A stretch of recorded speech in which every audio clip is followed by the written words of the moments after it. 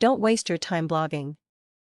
If you are an online entrepreneur or any kind of entrepreneur for that matter, offline, bricks and mortar, professional, whatever, you may have wondered if you should start a blog to promote your business.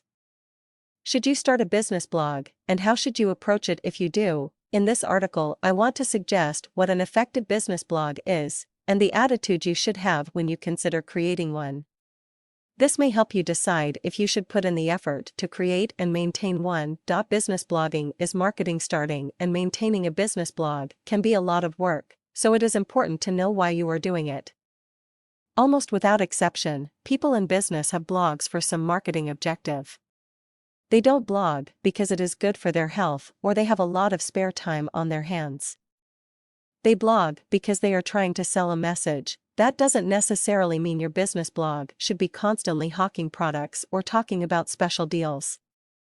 But it does mean that it should reflect your business objectives and offer relevant information to your primary target market, your customers and prospects. Sometimes the marketing objective of a blog is not very obvious.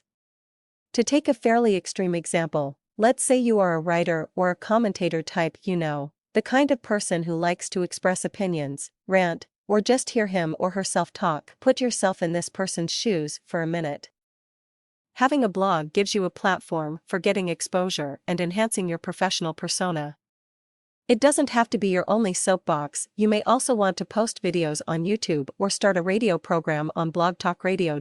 Or you may already be one of those popular opinionated radio talk show hosts. Having a blog can be the focus for your empire, the thing that ties it all together and helps you establish a consistent presence. Business blogging is about publishing. Second, business bloggers should view themselves as publishers. Publishing is different from just writing things occasionally. Publishing is done in an organized and focused way with the intention of appealing to specific readers, your audience, your community, your people. Unlike a diary, or even a traditional blog, which is sort of like a diary, you are not primarily writing for yourself in a business blog. A diary is not meant to be read by others. A business blog is the opposite. A primary objective is to give as many readers as possible something interesting to read, watch, or listen to.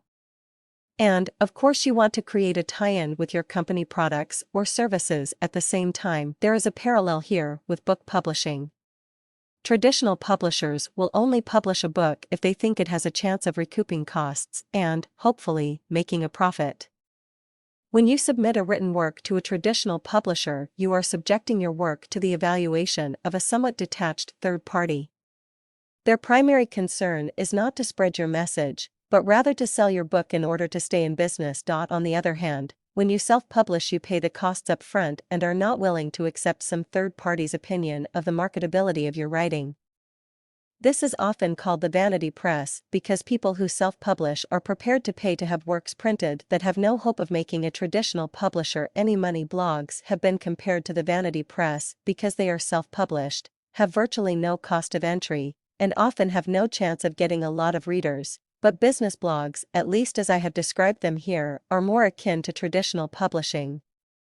It is only worth doing if it is marketable, if people want to read it, and if it can give your business some fairly tangible benefit. You should not waste your time and effort on a business blog if it has no chance of giving you some kind of return. In other words, as a publisher, you should be prepared to do what it takes to make your business blog a worthwhile investment. First, that means evaluating your target market and coming up with a game plan. Second, it means creating content that has a chance of getting readers. And third, it means promoting your blog because you recognize that without readers, you are basically wasting your time and the resources of your business.